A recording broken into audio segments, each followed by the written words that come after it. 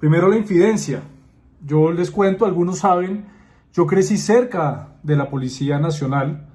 Cuando tenía 10, 12 años, a mi mamá la nombraron directora ejecutiva de la Fundación Corazón Verde, una fundación que ayuda a viudas y huérfanos de la policía, y crecí viviendo de cerca la cantidad de casos que había en los que la policía era víctima.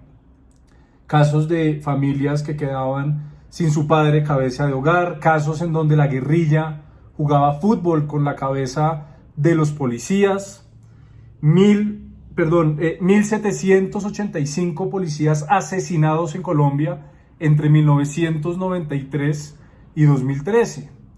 En la Fundación Corazón Verde se entregaba, y todavía lo hacen, el premio al mejor policía. Yo recuerdo cuando conocí al entonces alcalde Antanas Mocus, concejal Cancino, en su segundo mandato, en esa entrega del premio en el Teatro Colón, y unas historias verdaderamente heroicas de personas, como lo manifestaba la concejala Lucía, de carne y hueso, que entregaban literalmente su vida por defender lo que nos quedaba de país. Me tocó ver casos muy fuertes, días donde había casi 5 policías asesinados en nuestro país, y una cara muy humana, desde la filantropía, desde la ayuda, desde conseguir recursos para entregar casas, becas, para poderles reconstruir su sueño de proyecto de vida a estas familias. Otra infidencia: cuando trabajé en Pro Bogotá, quien entonces era el presidente Luis Guillermo Plata, actual gerente del COVID, fue un gran jefe, entre otras, muy cercano al Centro Democrático, con quien tenemos una gran relación. Nos puso una tarea concreta, contundente, a quien era mi jefe directa, Claudia Candela, y a mí, como coordinador de gobierno y políticas públicas, y era sacar adelante el Código Nacional de Policía. Podemos dar otro debate más adelante si el Código Nacional de Policía que se firmó, que se aprobó en el Congreso en 2016, es bueno o no, si tiene extralimitaciones, pero por supuesto que se necesitaba modernizar esa herramienta para que, por ejemplo, los policías de las ciudades en Colombia pudieran intervenir en los sistemas de transporte público. En el código que estaba vigente no se hablaba de tecnología celular, no se hablaba de una cantidad de cosas que cambiamos como sociedad, como país, y en el fondo consideraba la importancia, a pesar que mi tarea era acercarme a las diferentes bancadas políticas, y ahí tuve una gran relación con representantes a la Cámara del Centro Democrático, del Partido Liberal, del Partido Conservador, del Verde, que también coincidían en la importancia de modernizar ese instrumento. Les cuento estas dos infidencias para tener algo de empatía, para no pararme desde una situación cómoda, distinta, lejana, sino sinceramente contarles cómo ha sido mi experiencia con una institución tan importante para el desarrollo de nuestro país. Entro entonces al segundo capítulo: la construcción de narrativa y los problemas estructurales. Desde épocas republicanas, en nuestra nación se ha construido una narrativa binaria. Estaban los realistas contra los criollos, después vinieron los santanderistas contra los bolivarianos, eso se desarrolló en los liberales contra los conservadores, históricamente siempre construyendo una narrativa en donde los unos se daban en la mula, perdón la expresión, por el poder contra los otros. El Frente Nacional, entre otras, fue la creación de un sistema para evitar que llegara una tercera fuerza.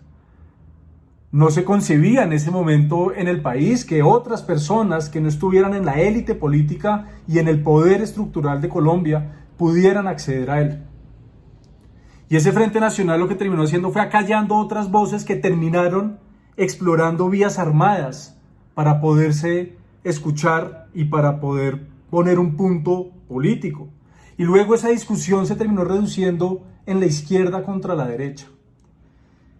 Esta narrativa sin duda ha sido muy útil para quienes han tenido el poder, ha sido muy útil para construir enemigos comunes, enemigos además internos. Colombia es de los pocos países que ha utilizado sus fuerzas armadas para protegerse a sí mismas.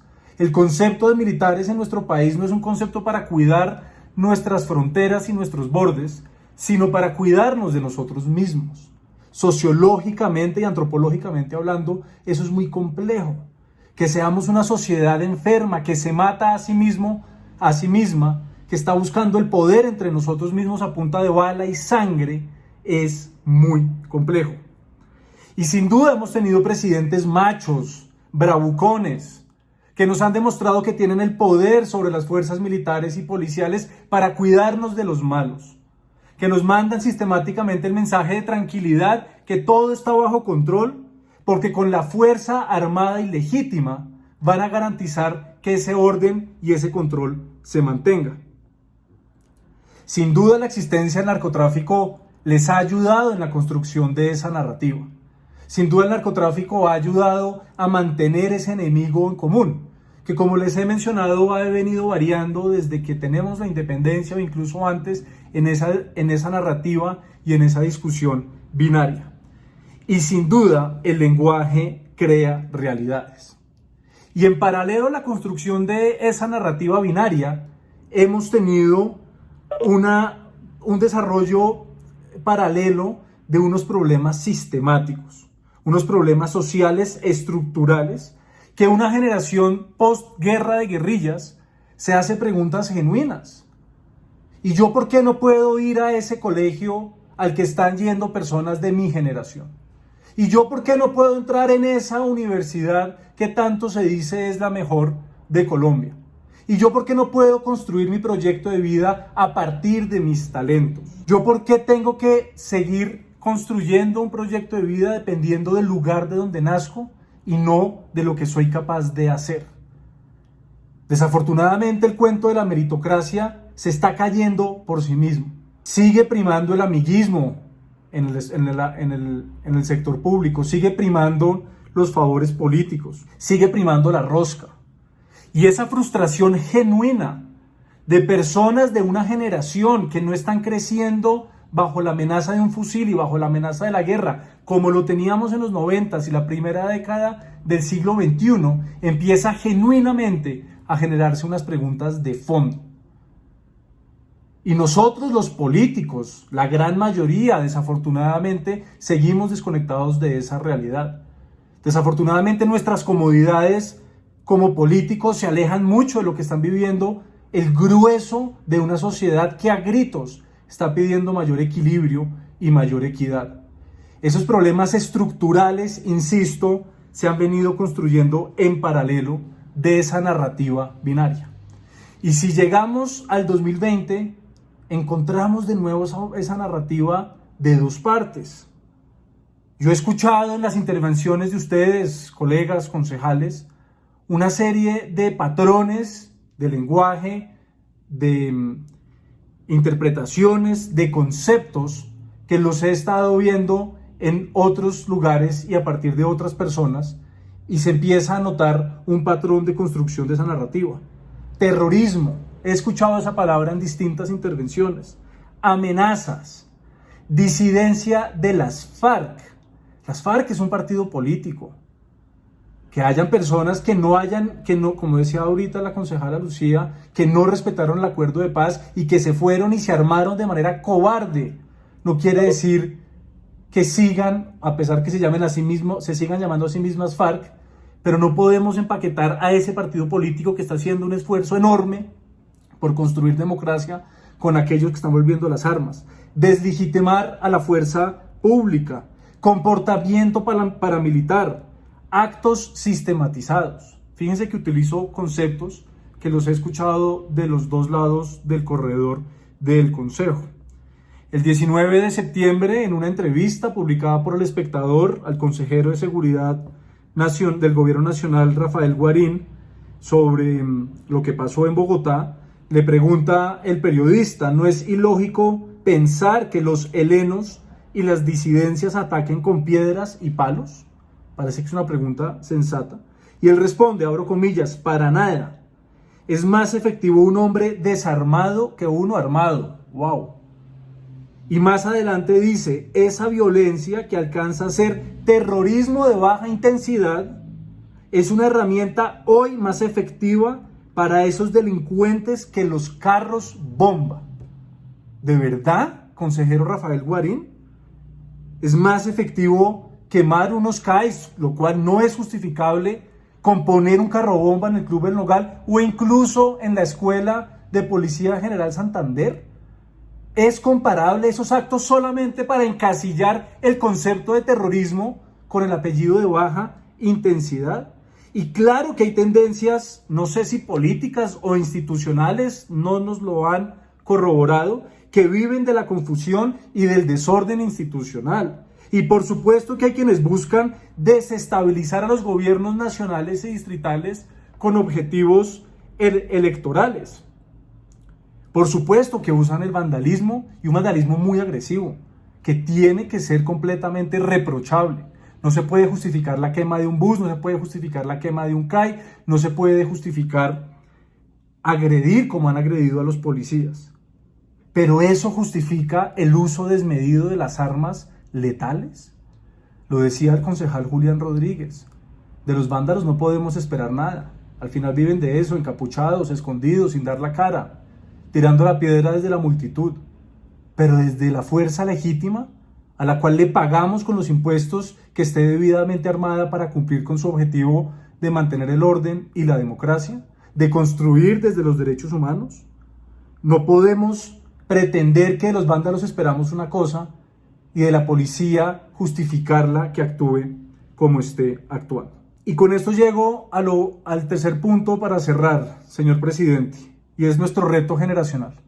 Yo estoy convencido que quienes compartimos en este recinto nos vamos a seguir encontrando en nuestro ejercicio político. El concejal Acevedo, presidente, ya lo relanzó a la alcaldía. Habrá quienes de aquí pasen al Congreso. Nos estaremos encontrando más adelante en ejercicios de bancadas de gobierno, de bancadas de oposición. Nos estaremos haciendo quizá control político. Algunos estarán o estaremos compartiendo gabinetes. No sabemos todavía en dónde ni de quién. Pero sin duda somos un consejo que dejará huella. Este ha demostrado ser un consejo serio, trabajador, respetuoso, propositivo. No me cabe la menor duda que va a ser un consejo del cual se va a hablar en el mediano y largo plazo. No me cabe la menor duda que este va a ser un consejo sobre el cual se va a estudiar más adelante sobre cómo llegó una generación con un discurso distinto desde las diferentes orillas políticas.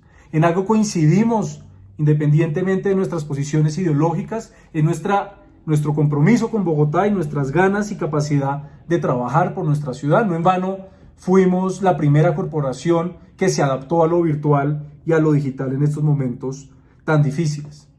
Me pregunto entonces si nosotros vamos a seguir fortaleciendo y construyendo esa narrativa binaria. Por el contrario, considero que tenemos el enorme reto generacional como una nueva generación política que sea capaz de construir desde la diferencia. Y claro que creo en una reforma a la policía, pero esa reforma tiene que ser plural políticamente. Esa reforma debe ser liderada por el partido del gobierno nacional. En esa reforma, en esas discusiones, tiene que estar la Policía Nacional de Colombia. Tenemos que ser capaces de decidir y poner de acuerdo qué es lo mejor para nuestro país. Es legítimo que el presidente de la República quiera que su partido de gobierno quiera mantenerse en el poder. Para eso es la democracia. Y es igual de legítimo que la alcaldesa tenga aspiraciones políticas a otra escala. Para eso hace parte de la democracia. Es legítimo que aquí cada uno de los 45 tengamos aspiraciones políticas electorales. Y de ahí encasillar unos actos y decir que son shows, que son payasadas, que no construyen, es caer en ese error de la narrativa binaria. La invitación para cerrar es que seamos capaces de construir unas propuestas sensatas, aterrizadas, desde la diferencia, con los distintos consejos municipales y distritales, con las distintas bancadas del Congreso, lideradas por la bancada del partido de gobierno, para que le podamos dar esas herramientas que tanto necesitan del siglo XXI, tanto a la Policía Nacional como a las ciudades y en especial a Bogotá.